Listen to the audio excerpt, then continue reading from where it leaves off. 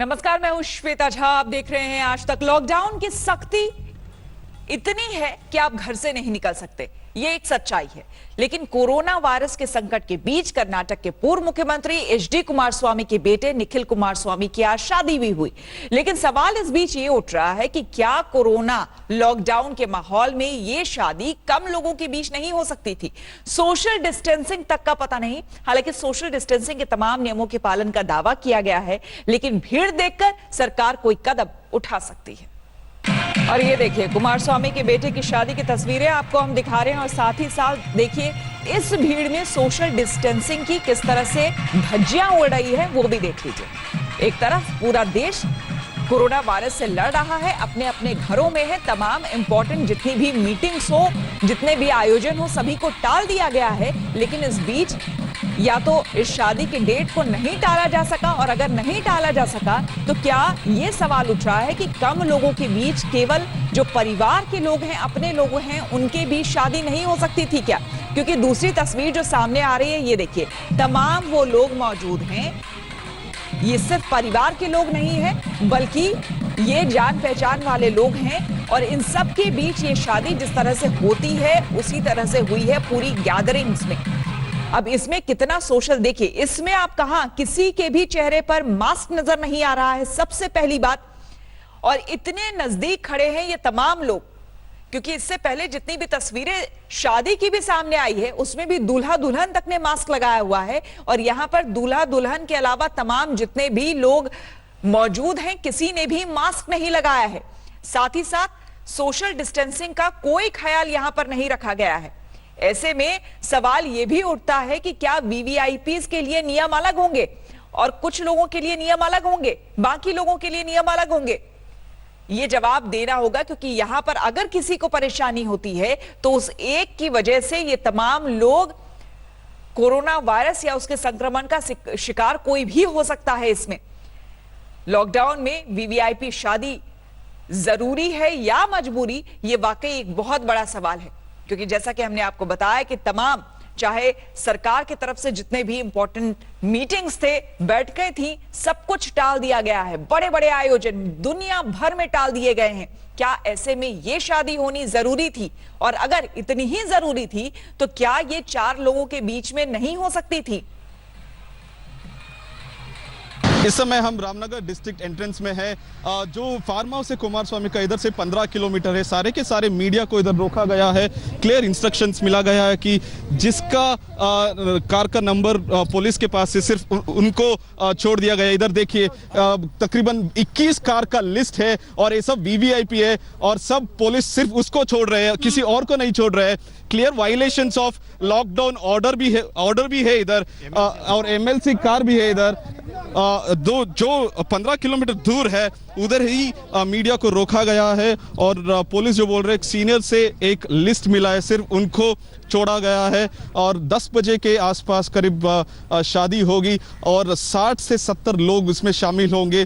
कुमारस्वामी के बेटे निखिल कुमारस्वामी का आज शादी है। सिर्फ वीवीआईपीओं को बेंगलुरु से रामनगर डिस्ट्रिक्ट छोड़ रहे हैं। एक 21 ये देखिए, ये सब शादी जाने वाले हैं और उनके पास ना पास है ना कुछ है, फिर भी उनको वीवीआईपी के तौर उनको रामनगर डिस्ट्रिक्ट एंट्री दे रहे हैं police. Clear violations of lockdown norms कह सकते हैं इसको। नागार्जुन द्वारकानाथ फॉर आज तक।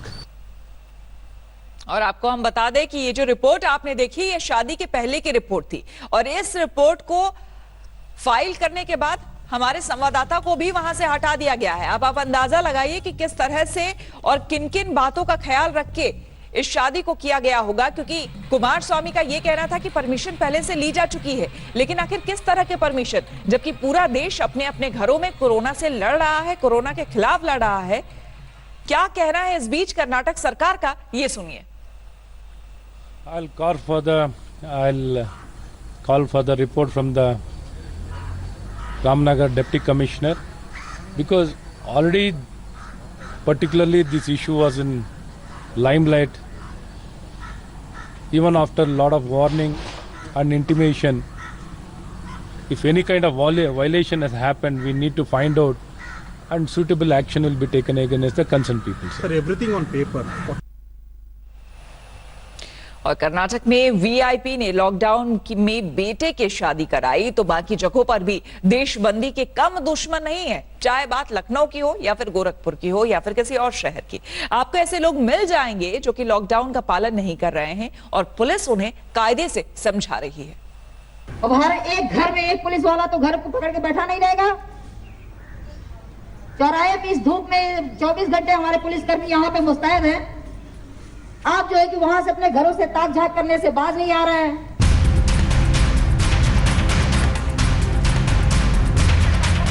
लॉकडाउन 2 में लापरवाही की लहर उठी तो पुलिस के आला अधिकारी ने मोर्चा संभाल लिया। लखनऊ के सदर बाजार में अपील करके लोगों को चिताया कि लॉकडाउन में बाहर ना निकलें, कोरोना की जंग में साथ दें और 200 मीटर के आसपास के इलाके और गलियां पूरी तरह सील हैं। लखनऊ में 12 हॉटस्पॉट हैं जो चिंता का सबब बने हुए हैं। जितने लोग यहाँ हैं ये बहुत गैर जिम्मेदाराना व्यवहार कर रहे हैं।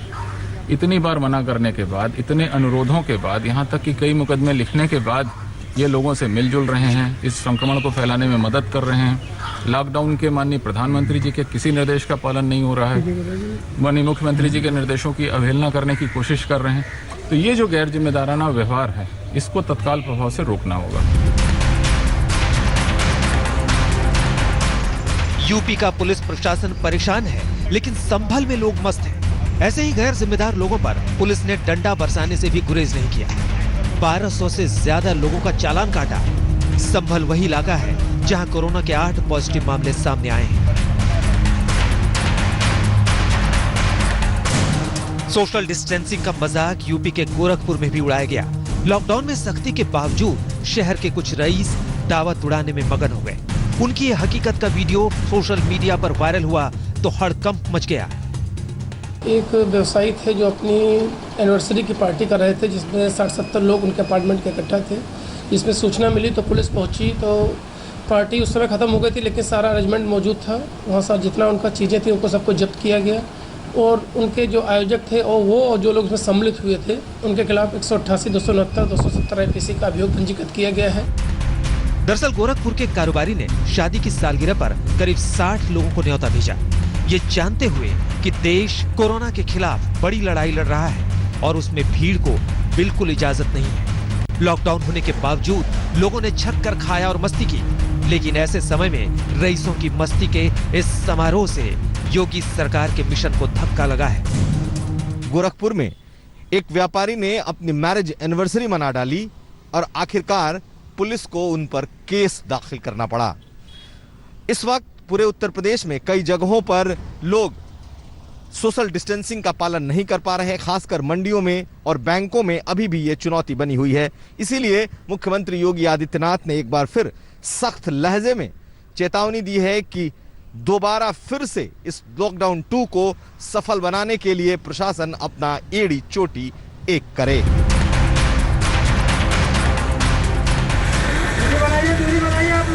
लॉकडाउन में सबसे बड़ी चुनौती सोशल डिस्टेंसिंग को सख्ती से पालन करवाना जरूरी है, लेकिन यूपी के गाजीपुर में अफवाहों की वजह से बैंकों से पैसा निकालने वालों की भीड़ उमड़ पड़ी। अफवाह ये उड़ी कि जनधन, मनरेगा, गैस सब्सिडी और छात्रवृत्ति के लिए सरकार ने जो पैसे खाते में डाले हैं, अगर वो नहीं निकाले तो फिर बाद में नहीं निकाल सकेंगे।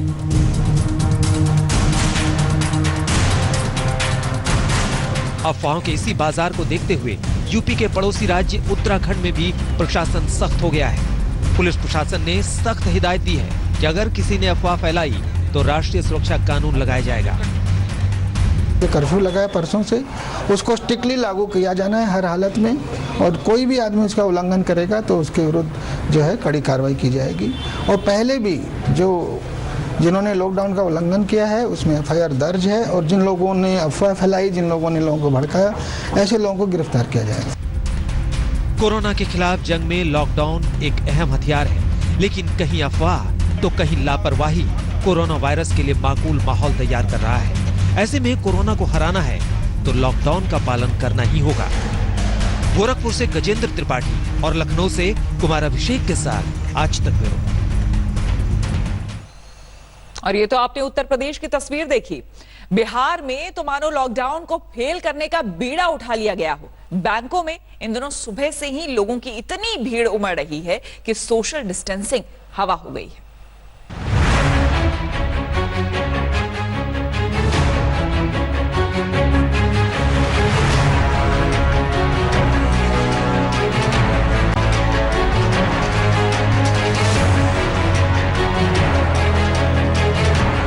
कहते हैं अफवाह के सिर पैर नहीं होते, और अफवाह की हवा उड़ी तो लोगों ने सिर को सिरहाने रख दिया और पैदल ही बैंक की तरफ चल पड़े। ये नजारा है बिहार के सासाराम का। यहाँ अफवाह उड़ी कि सरकार ने खाते में जो पैसे डाले हैं, अगर उसे जल्द नहीं निकाला तो सारे पैसे लौट जाएंगे। इसके बाद तो मोहल्ले, कस्बे और गांव से जनधन खाता धारक, वृद्धावस्था में पेंशन वाले समेत कई तरह की राशि निकासी के लिए लोग बैंक पर आ धमके, और उसके बाद तो सोशल डिस्टेंसिंग का कचूमर ही निकल गया। कोशिश की जा रही है, लेकिन लोग अभी भी उस तरीके से गो थ्रू नहीं हो पा रहे हैं। उनको बताया जा रहा है। कैमूर में भी बैंक का शटर उठा तो लोगों की भीड़ उमड़ पड़ी। बैंक ग्राहक सेवा केंद्र में महिलाओं और बच्चियों का तांता लग गया। न जाने कहां से इतनी भीड़ खींची चली आई। लोगों से बात करने पर पता चला कि यहाँ भी लोग अफवाहों के जाल में फंस गए हैं। मतलब ये कोरोना के चलते, हड़ताल के चलते सब पैसा आ रहा है 500 रुपया, और कोई कह रहा है कि इसी महीने के लिए आया, कोई कह रहा है कि 3 महीना आएगा, कोई कह रहा है कि वापस पैसा आकर चला जाएगा। अगर नहीं सोचे कि जाकर अब जब आया है तो जाकर निकाल कर लाभ उठाए, नहीं तो फिर चला जाएगा। कोई बच्चा मुँह सुना था तब घर में मर था, ऐसा निकाले आगे नहीं। लॉकडाउन का पता लगाने जब हमारे संवाददाता बिहार के दूसरे इलाके में पहुंचे तो वहां भी कानून ताक पर और भीड़ बैंकों के सामने दिखी। बिहार के खगड़िया में बैंक के सामने लोगों की लाइन लग गई। सभी के हाथों में पासबुक और चेहरों पर जल्द पैसे निकालने की बेचैनी। 500 से लेकर 1000 रुपए की अहमियत क्या होती है, शायद इनसे बेहतर कोई भी नहीं बता सकता। हालांकि यहाँ भी नियमों की धज्जियां उड़ती रहीं। मास्क और सोशल डिस्टेंसिंग जैसे नियम तो धरे के धरे रह गए।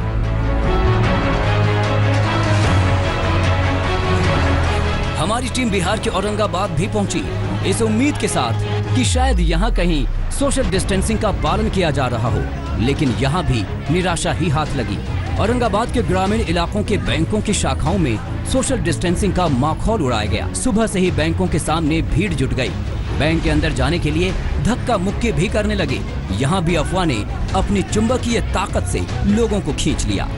भ्रम फैला दिया गया है कि पैसा वापस चला जाएगा जो आया है, वो चाहे सब्सिडी है गैस का या फिर जो 5-5 रुपये का महिलाओं को आया है, लेकिन ऐसा कोई बात नहीं है। लोग समझें इस बात को। नियमों की धज्जियां उड़ाने के बीच बिहार से कुछ अच्छी तस्वीरें भी सामने आई हैं। पटना में लॉकडाउन का पालन करवाने के लिए पुलिस ने अनोखा अंदाज अपनाया है। सख्ती के साथ साथ गीत गाकर लोगों को जागरूक कर रही है। कुछ दिन लगी भूल जाई जा सफर, हम सब नहीं जानी जुल के अपना घर। कुछ दिन लगी भूल जाई जा सफर, यौरी कुछ दिन के बाते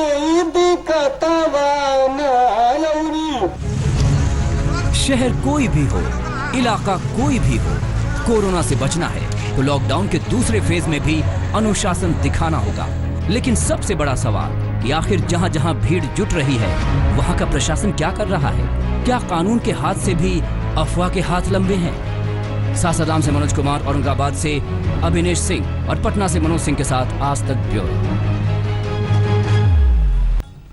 तो हमने आपको दिखाया अलग अलग शहरों में कैसे लॉकडाउन का मजाक बनाया जा रहा है।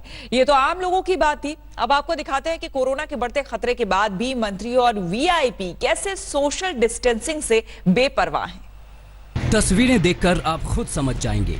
अपने लाव लश्कर के साथ खन्ना के अनाज मंडी में मुआयना करने पहुंचे पंजाब के खाद्य आपूर्ति मंत्री भारत भूषण आशु। इनके कंधों पर जिम्मेदारी है लॉकडाउन पालन कराने की, राज्य में कोरोना को खत्म करने के लिए रणनीति बनाने की। लेकिन ये खुद भूल गए कि लॉकडाउन का फैसला आम और खास सबके लिए है। यहाँ फतेहगढ़ साहिब के सांसद अमर सिंह थे, खन्ना के कांग्रेसी विधायक गुरकीरत कोटली थे, लेकिन ना तो नेताओं ने सोशल डिस्टेंसिंग की फिक्र की और ना ही समर्थकों ने। अमृतसर पुलिस ने कर्फ्यू का उल्लंघन करने वालों को सबक सिखाया। नाकेबंदी कर कर्फ्यू के नियमों की अनदेखी करते लोगों को पुलिस ने पकड़ा, फिर सभी से वादा कराया कि वो आगे कभी भी कर्फ्यू के नियमों की अनदेखी नहीं करेंगे। ज्यादातर राज्यों में कोरोना पीड़ितों का आंकड़ा बढ़ता जा रहा है, मौत भी बेकाबू है। ऐसे में एक छोटी सी चूक भी भारी पड़ सकती है, लेकिन अलग अलग शहरों में जो हाल है वो बेहद गंभीर है। ऐसा लगता है कि लाख समझाने के बावजूद भी कुछ लोग मानने को तैयार नहीं। ये 3 तस्वीरें उसी की गवाही दे रही हैं। मसूरी में पुलिस ने कानून तोड़ने वालों को सबक सिखाया, वहीं मदुरई में धारा 144 का जमकर उल्लंघन हुआ। कालबुर्गी में भी पाबंदी के बाद भी मेले का आयोजन किया गया। मसूरी से सुनील सिलवाल और खन्ना से हरप्रीत प्रिंस के साथ सत्येंद्र जैन, चंडीगढ़ आज तक। नमस्कार, मैं हूं अंजना ओम कश्यप। हमें उम्मीद है ये वीडियो आपको पसंद आया होगा। लेटेस्ट खबरों के लिए यूं ही देखते रहिए आज तक, और इस वीडियो के पसंद आने पर लाइक, शेयर एंड सब्सक्राइब करना ना भूलें।